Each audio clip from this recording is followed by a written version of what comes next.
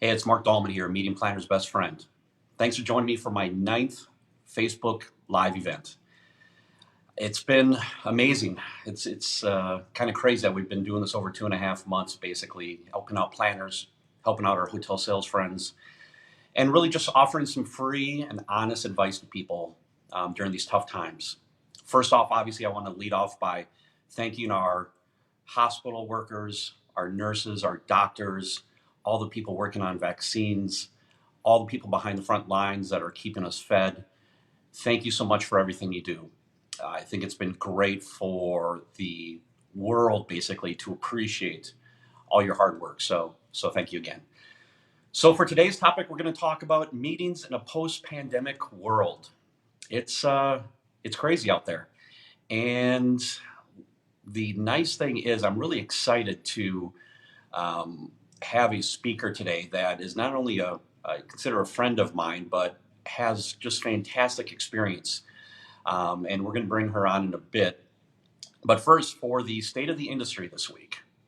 First off, in the state of the industry, my son graduated from high school. Of course, it was virtually.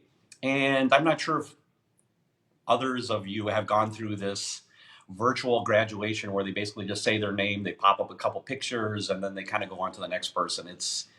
I don't know, it's weird, it's disappointing, you're excited, but you don't know what's going on. So that was last night. So I officially have a son graduated from high school, so that is exciting. So that's state of the industry for me. As far as state of the industry, as far as for events and things like that, I got to tell you what, I've had a lot of cancel and moves this week. I know we kind of went through the March, April, May timeframe, worked on a lot of the force majeure, moved a lot of programs. I think we kind of waited to kind of see how things were looking. And now I think there's still that fear of programs in the fall and in the first quarter of next year that people are now looking at canceling and moving to different dates, different years, things like that. So I've had an enormous amount of those come in this week. So again, which is good and bad. I think there's a lot of questions as far as we talk about the state and city gathering bans. We talk about the stages of opening for different states, whether you're in California or Texas or whatever it may be. I'm here in Arizona. We opened up the bars and restaurants about a week and a half ago, 2 weeks ago, and everything seems to be fine here in Arizona. But I know that is a tough thing that a lot of planners are dealing with these gathering bans that are out there. So that has been something to kind of keep an eye on and something that is ever changing. And like I've told you before, if you need an updated state and city gathering ban list, let me know. We update it daily here at HPN Global. Be more than happy to provide that to you. Shoot me an email at mdallman@hpnglobal.com, and I'd be more than happy to help you out with that. And obviously, also the contract review.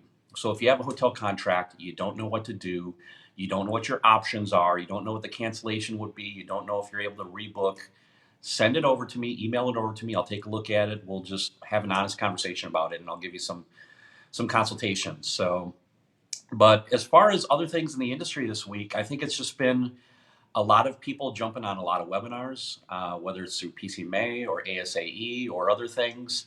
And it's been people just trying to kind of see where things are going, see what they can do, see what they can learn, start talking about virtual meetings, things like that. So we've had a lot of things come in. So with that, if you have any questions, first off, again, welcome to the event. It's great to have you here. Thanks for watching. If you have any questions that come up, please type them in the comments section of this Facebook Live feed, and we'll get to the questions kind of as we go here. And really appreciate you being here. But I want to bring in my good friend and a fantastic speaker, Shauna Suko. She's a CSP, she's a CMP, she's an award-winning speaker. She's spoken in 17 countries.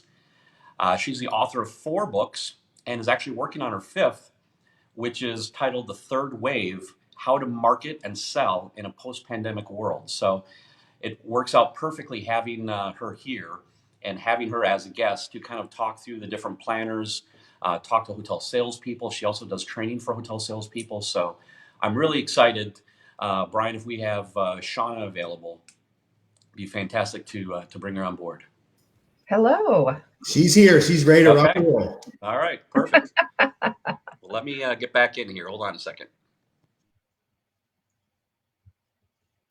Mark's for some reason has a little challenge, so he's going to bounce out. No problem. No problem. So I'll just talk about how things are in Minnesota. Yeah, do that. We've been a little bit more conservative here as a state, so we are just now kind of starting to reopen, and I'm anxious about that, and anxious to get back to real life, but want it to be safe. So I'm sure I'm echoing a lot of people's feelings out there. Mm-hmm. Hi, Mark. Thank you so much for having me. Hey, of course. Hey, thanks for being here, Shauna. I really appreciate you being here. I thought it was perfect when I was trying to, come up with this weekly topic. And we're talking about and we've talked about moving forward. We've talked about trying to help planners, help hoteliers. And now we're, I guess, really living now in this post-pandemic world, and the entire sales process, the meeting planning process, all of these things are changing rapidly. And there's a huge learning curve, a lot of things going on. But obviously with your expertise, not only with Spin, but with the speaking and training that you do for hotel sales teams, I thought it was fantastic to bring you on board. So thank you again for being here. I really, really appreciate it. So, yeah. No, I'm honored. Thanks for asking. Yeah. And plus you're in my home state of Minnesota. So I am. It's fantastic. I always love my Minnesota family there. So nothing but good people there in Minnesota. So yeah, we kick out all the bad apples. I think we send them to Arizona. Right, exactly. And now I'm out in Arizona, exactly. Just kidding. I'm kidding. Yeah, it's all right. So how's your family doing, first off? How are things within your household? How are you dealing with all of this personally? We're doing okay. My husband's an essential worker. He's been going to work every day, which has been a little worrisome, but he's still fine. I've got 2 teenagers, so I thought it'd be more of a challenge than it is. Mm-hmm. Yeah, it turns out I don't see them much. Yeah. So they kind of do their own thing, and right. So it's working out quite well. Right. Well, perfect. Well, obviously I know you're working on this new book, and it was something that kind of caught my eye. And why don't you tell me a little bit about kind of how this book is kind of coming together, why you're putting it together, and kind of the I guess the nitty gritty of the book. What Sure. What are you putting together with it? Well, I want to be able to help, and I've got this obsession mm-hmm. with how companies market to consumers of all kinds, and right. Of course that's always embedded in hospitality, which is my home, and right. Where half of my clients still reside. They're still CVBs, hotels, and the like. And so, in just observing all of this not so great marketing and selling that's coming out, I thought I think I can help, because I do bridge kind of both worlds. I was that buyer for 20 plus years, and so I like to do kind of the tell-all and say, hey, here's what your prospects are thinking when you do this, and if you just tweak it this way, it'll be a lot more effective. And so I got to thinking about the first 2 waves. It's called third wave because we've had 3 huge crises that changed consumer behavior in the 21st century. The first was 9/11, and the second one was the Great Recession. And so this is the third wave. Yep. And we're still in it. Like, we're still very much, I don't think we're treading water. We're just trying to get our heads above water right now. So we're very much still in it. And so it's really fascinating to me, what's going on, and if people are confused, I think I can help. Yeah, absolutely. And that's what's fantastic. And that's why I loved having you on, because I think you also have the same type of personality as I do, is that we're here to help people. We want to help them get out of this crisis. We want to give them some honest advice, and in the many different ways that you do that, it's spectacular. So I truly appreciate everything you do for the industry as a whole. Oh, I'm One honored. of the things that a lot of people may not know about, that I really have learned a lot more about since I got to meet you, is your Spin group. So tell people about Spin that may not know about it or what it is and how you started that whole process for that group. We have some Spin people watching, as I have. Yay! Hi, Spin people. Spin is the Senior Planners Industry Network, and it was created. I created it in 2008 as a place to have a conversation with planners with 10 years of experience or more.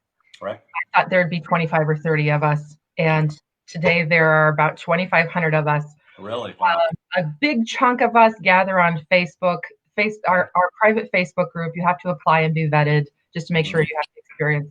But it's been so active, and one of the things we strive to do in Spin is to not just deal with the professional, but the personal. And so it's been this great private place where a lot of people can say, "This sucks," and I don't know what to do next, and get a lot of support. It's been great. It's been very hard.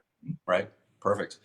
So talking about meeting planners, I kind of want to address two things with you that we kind of discussed earlier. Is I want to talk about meeting planners and obviously the Spin group and things like that, and how meeting planners are dealing with this, the comments and crisis and the anxiety that you're hearing from planners.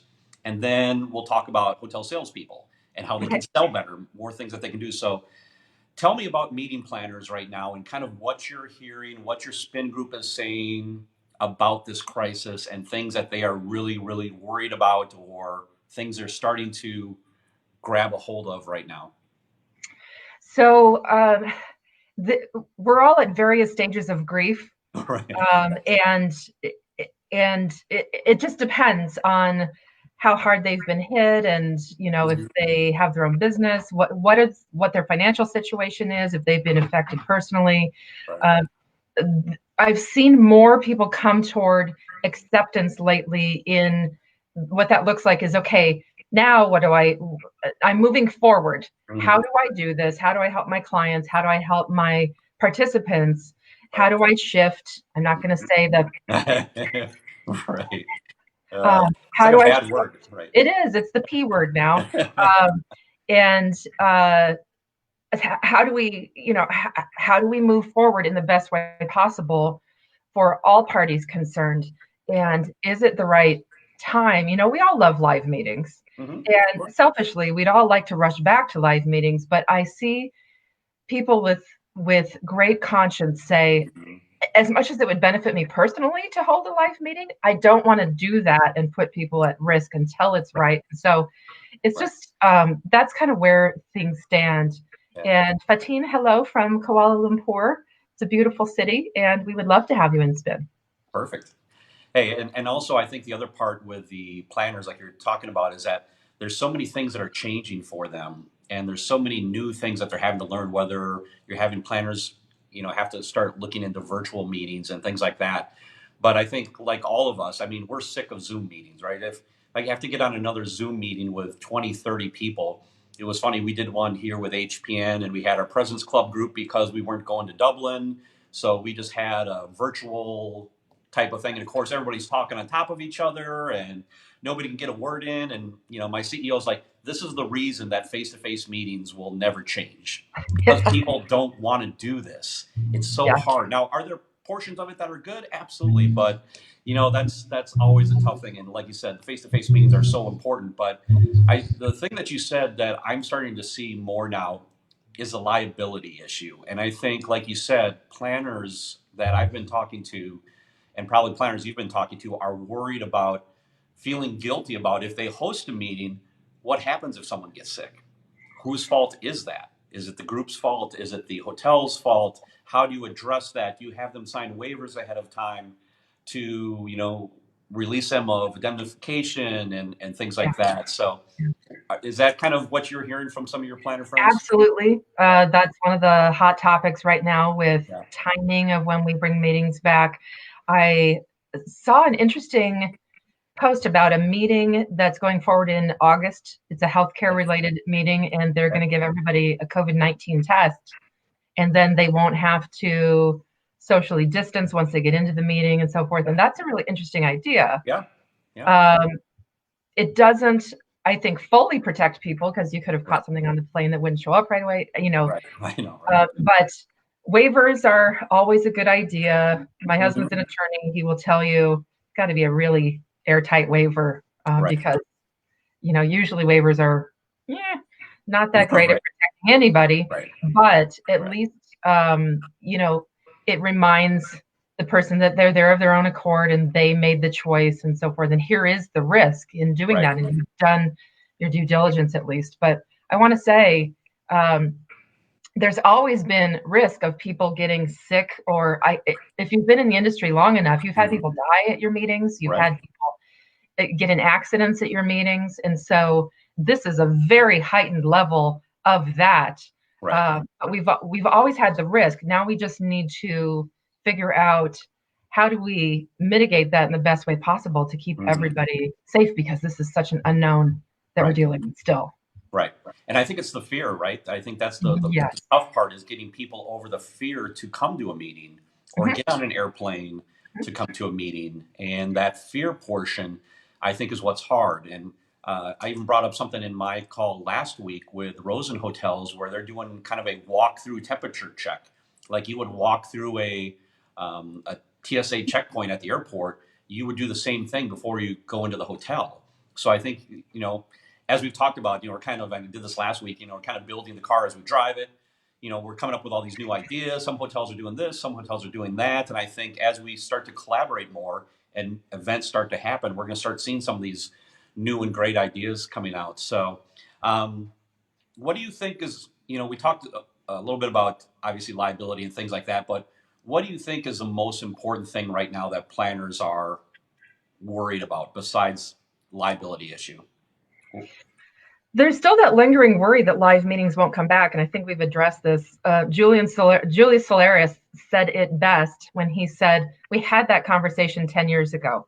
It's Right. time to stop Right. talking about that. We know the live meetings are going to come back. Right.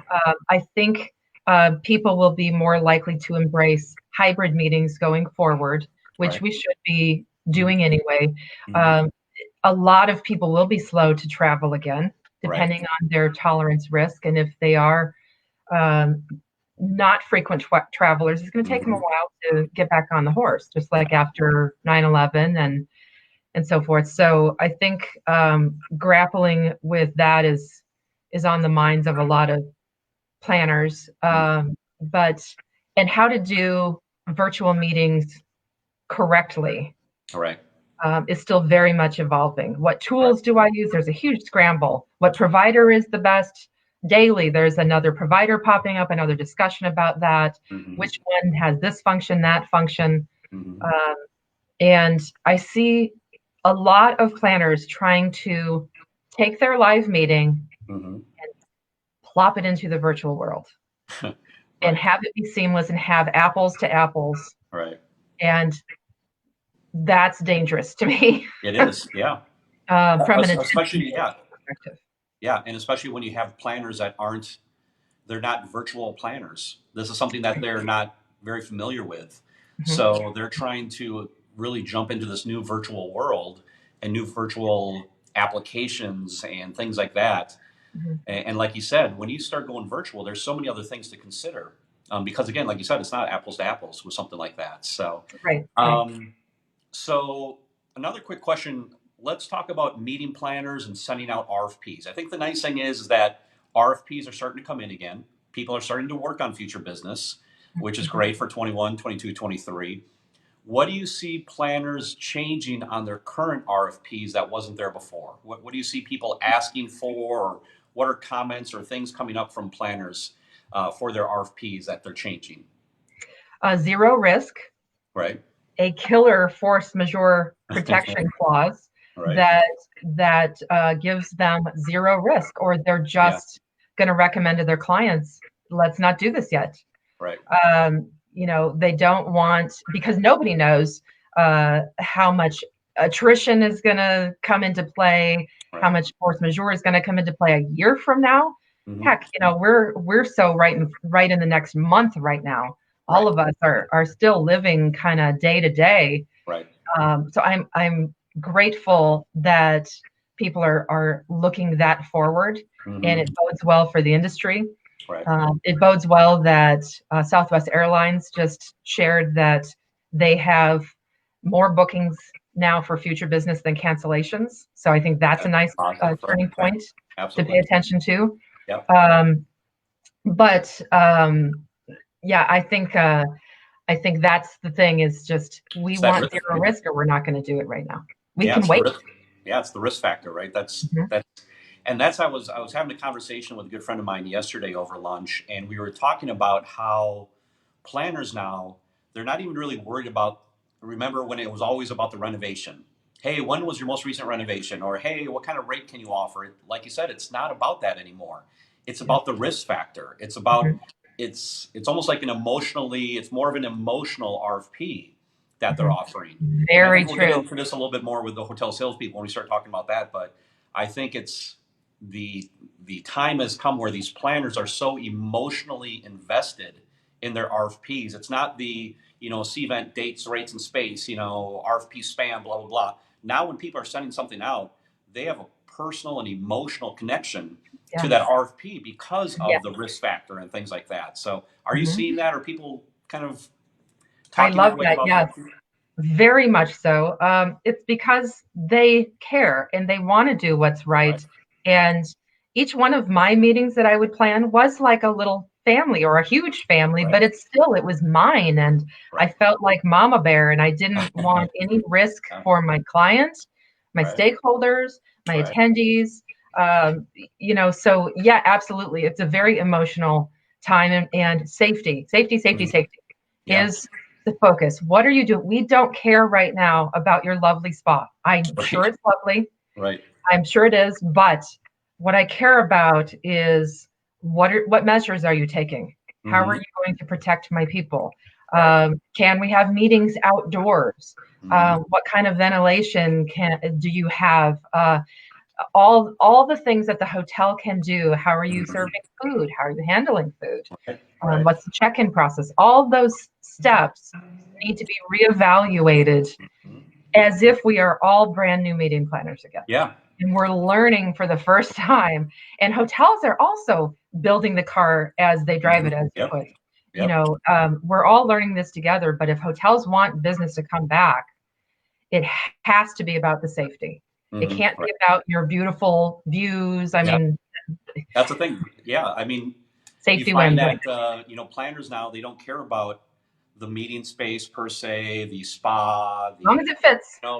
Renovations, and a lot of them don't even care about the room rate. It's like, I don't care about the rate. I don't care about this or that. What are you doing to keep my people safe? We'll pay more for safety right now. Yeah. What are you doing to limit my liability if I do book your property? Those kind of things. So speaking of that, $199, but you're holding me to a tight attrition allowance, and you're still focusing on your views, or will I pay, $229, $239 and up because you have really assured me that it's going to be safe, and you're offering me some unique ways of looking at safety that other hotels haven't offered me. Right. And you know what it is, and this came up yesterday too when I was bringing up this conversation, is the trust factor. I think the trust factor is so huge right now with planners and hoteliers. Like, the planners have to trust the hotel, that what the hotel is providing them or the information they're getting, they can trust that hotel, that they're going to, like you said, you're the mama bear, you want to take care of your people and your event.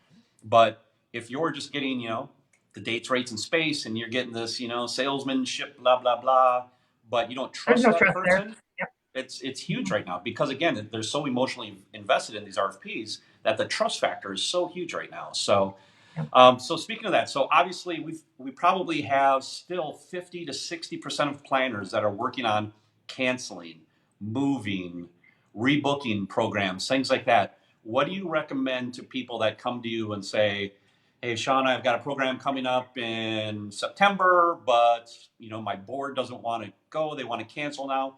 What are you telling people, or planners or friends of yours, when they're coming to you with some of these cancels and rebooks? What's your advice to them?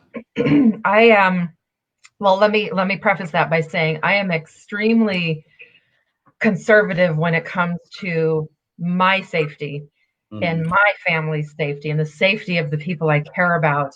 I still have a speaking engagement that's on the books in Austin, Texas at the end of July. And I can't imagine that they would go live and risk that. Yeah. I don't know how they would make people feel safe. I don't know how they would make me feel safe. Right. And I've got 2 in August, and I just, if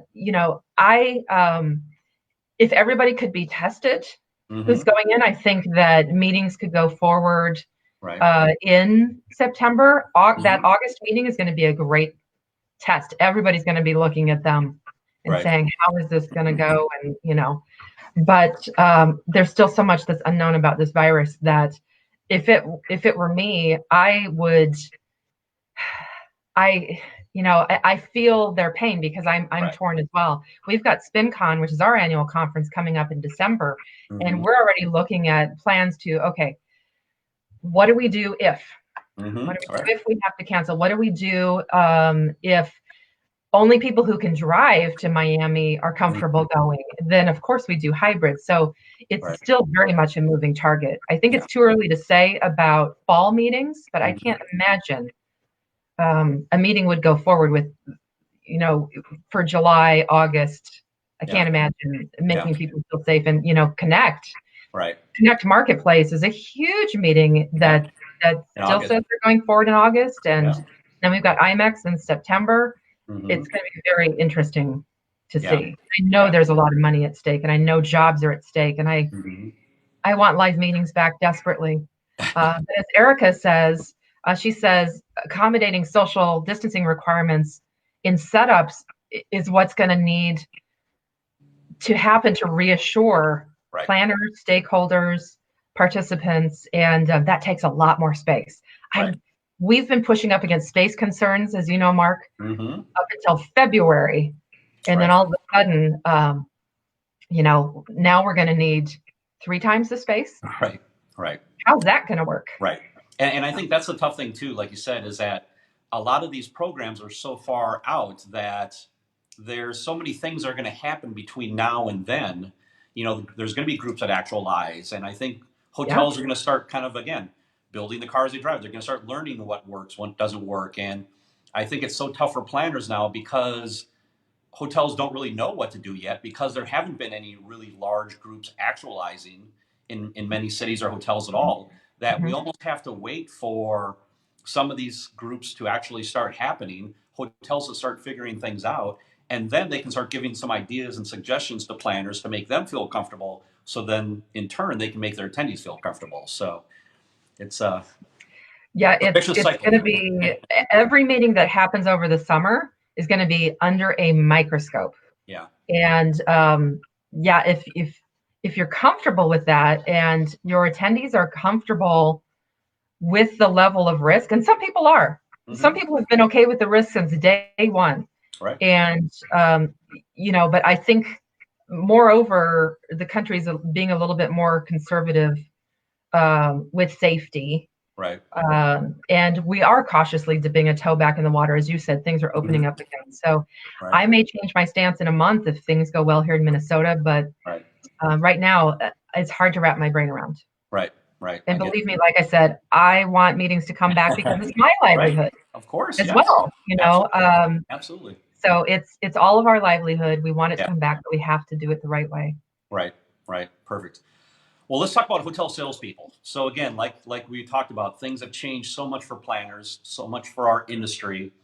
There's been so many hotel salespeople that we've lost, whether they've been laid off or furloughed. In a lot of hotels, you've got a director of sales and marketing that's basically doing everything. They're responding to leads, they're doing contracts, sending out proposals, holding down the fort. Yeah, it's really such a difficult time. But as we kind of get into, like we talk about in this event here, with meetings in a post-pandemic world, what do you think that hotel salespeople really need to focus on when they come back? It's 3 steps that I'm writing about in my book that I've been talking about is remind, reassure, recover. Right now we're in the remind phase and we're moving toward reassure. Remind people that you're there. Don't overtly sell yet, but we're turning that corner. Okay, now remind them we're here when you need us, and here's what we're doing to make sure that we're ready for you and your attendees, and here's what we're doing safety wise. So we're between remind and reassure. We're kind of all right there right now. Right. And only then, when we've reassured planners enough and the general public enough, will we recover. Right. So that's kind of where we are right now, is still reminding, but starting to turn a corner about here's what we're doing for when you are ready to come back, but not being too pushy about come back. It's perfectly safe right now. Send your RFPs. Right, exactly. Marketing, Yeah, give exactly. Right, exactly. Yes. That's so not right. the tone yet. Right. It's not right. So. Right. It's that trust factor, like we talked about earlier. You just can't, pretend it's 2019 and just sell like you were selling in the past. It's like, no. There's so many different things. And the trust factor, again, not being a salesperson, caring about people, caring about their RFP. How are you doing? Just so much more of an emotional connection. So, yeah, I see that. So how do you see the sales process changing with these salespeople? Absolutely. I've been talking about, we always say the relationship is key, but we didn't see that behavior when it was such a strong seller's market. We saw a lot of, the pendulum swings in one side's favor, and there are bad behaviors that come out. And a lot of planners were feeling really battered and beaten down, take it or leave it. Right. And those hoteliers are suffering now. The ones that said, hey, help me help you. I'm going to go to bat for you. Here's the exact situation. I'm laying it out for you. That built that trust are going to do fine because they know how to do that, and they have those relationships in place. The rest are really going to have to focus on. It's very hard right now when we're all desperate for a paycheck to put the other person first. It's not human nature. Maslow's hierarchy of needs. When we sink to the bottom, we think of ourselves first. Human nature. Yep. But as we move up, the only way that this happens is if planners think of attendees first, hotels think of attendees first. We all put everybody who's coming to the meeting that's going to sustain us and pay our paychecks, put them first. It's the only way this is going to work, and build trust again. Yeah, build trust. Exactly. I think that's a great point. So I guess one other part on the hotel salespeople, how can they separate themselves from everybody else? I think we talked a little bit about the trust factor, things like that. But the people that are really going to excel on the hotel sales side, what are the things that those people are doing? What are the traits of a successful hotel salesperson going to be in the future? Well, hopefully those salespeople, even if they're on furlough, they're still reaching out and keeping their relationships intact, because that's what's going to sustain them. And then they have to be the advocate for planners and for groups with their stakeholders internally at the hotel and say, we have to completely eliminate as much risk as we can, or they're not coming back. Right. They are waiting. Everybody's waiting. And so it's all about risk. It's all about reassurance of safety. And it's about keeping your connection strong, even if you're out of a job. Because guess what? Planners will be your best friend if they trust you and like you. They will help you. They'll help you get your next job if they hear of an opportunity, because then we're on the same side. Right. And there's just been this division that has been unnecessary for the past couple years that I've seen. And not everybody. There are great, great hotel salespeople out there that have just nailed it. Right. I can always tell a good hotel salesperson by if they move from one hotel to another and a planner still books with them, even though they've moved hotels, then you have a great relationship. Because then you've got that. You've got that trust factor. They know that you're going to take care of them, and that's really where I think hotel salespeople need to get to is, make that emotional connection and have that trust factor with your planners. So, and as you said, we aren't as interested right now in the spa, the renovation and stuff. We're interested in safety and trust. And so we will when that salesperson gets back on their feet, Mm-hmm. if they've stayed in touch with us, and it's not too late to start, you can start reaching out in a selfless way. Right. You will go where the trust is and where the safety is. Yeah. And we will follow that salesperson we trust to wherever they land, as long as the property fits and will accommodate our risk tolerance. Right. So, Okay. Perfect. yeah, so I want to reassure, I know there's a lot of salespeople out of work. Mm-hmm. Your clients will stay loyal to you to the best of their ability if you've done a good job. Absolutely. Absolutely. That's a great point. Well, one last question from me. How is this whole pandemic, how has this really changed? What's your biggest takeaway from this with everything that's happening right now? Oh, wow.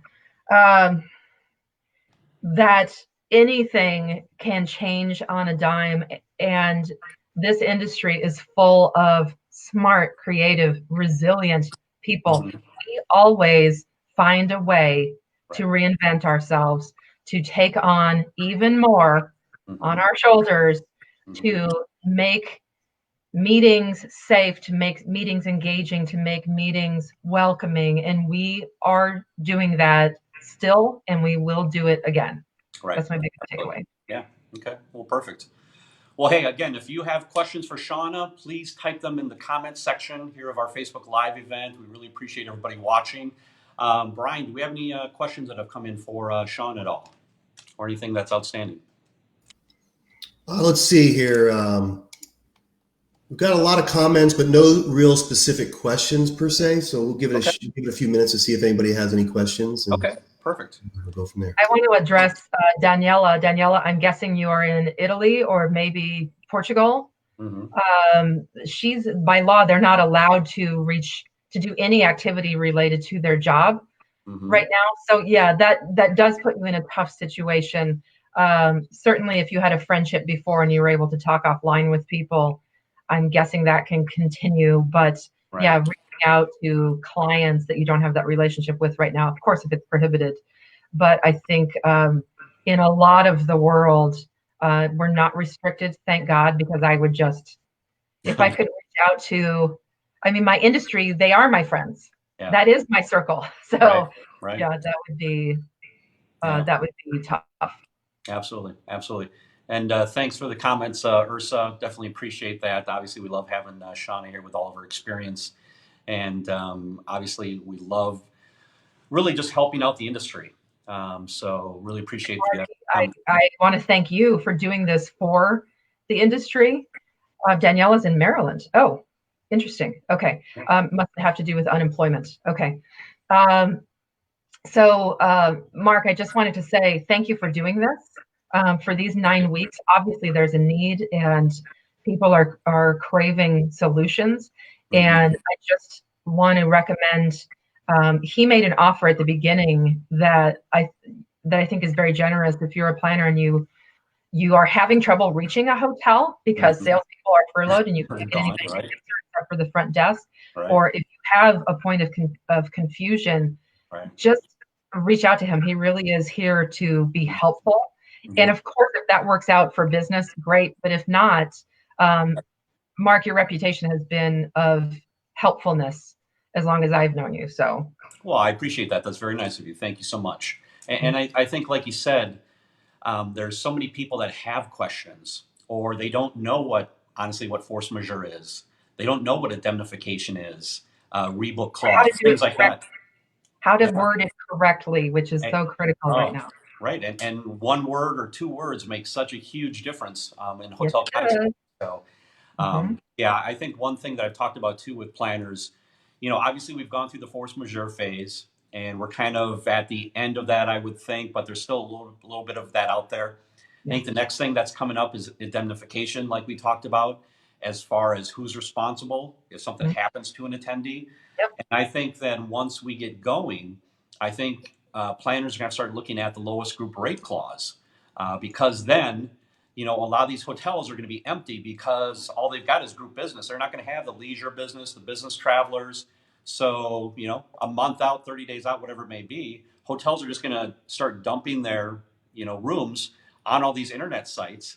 And suddenly the room blocks are going to be hurt for the for the planners. So that's another important thing to take a look at. Very smart observation. And hotels are, a lot of hotels that I've seen are specifically leaving rooms empty for 24 hours. Yeah. While they do deep clean. And I think that's a great safety measure, by the way, that you can use to reassure guests, is, distancing between guests and distancing between check-in in a particular room. But you're right, that absolutely adds another layer of complexity to the contract. Yeah, right. Exactly. Well, hey, Shauna, I really appreciate you being here.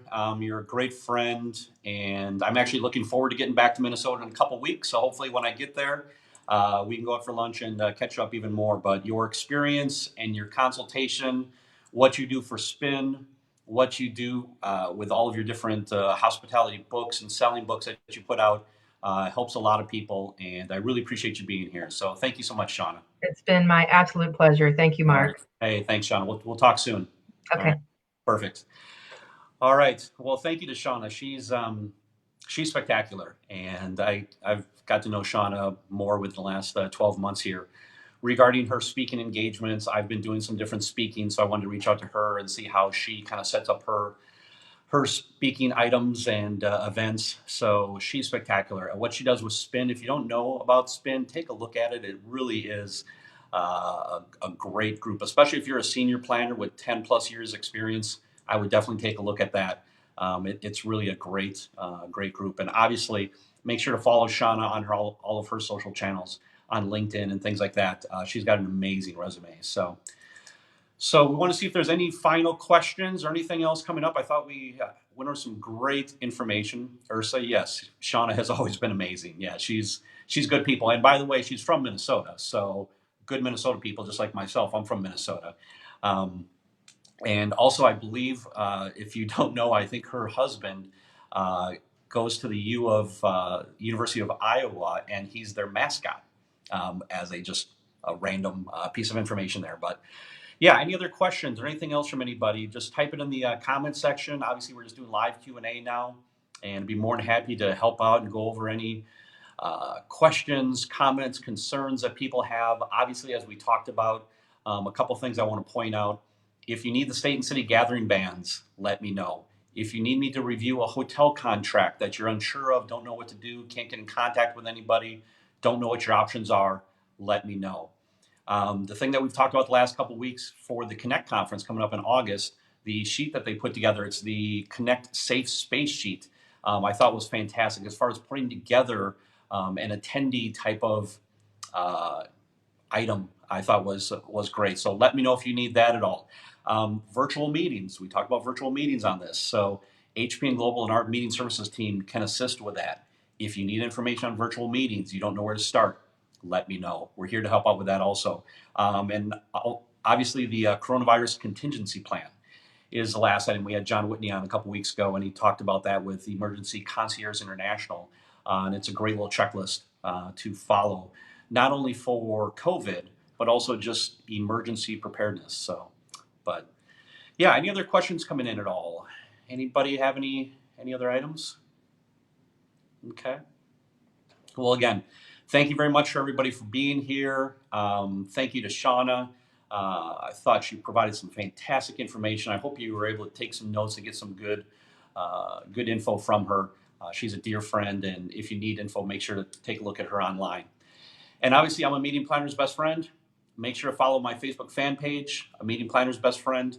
You can check out more information on me on my website, ameetingplannersbestfriend.com, and obviously all my social channels. So really appreciate everybody being here on my 9th Facebook call. Have a fantastic holiday weekend, and we'll see you next Friday. Take care.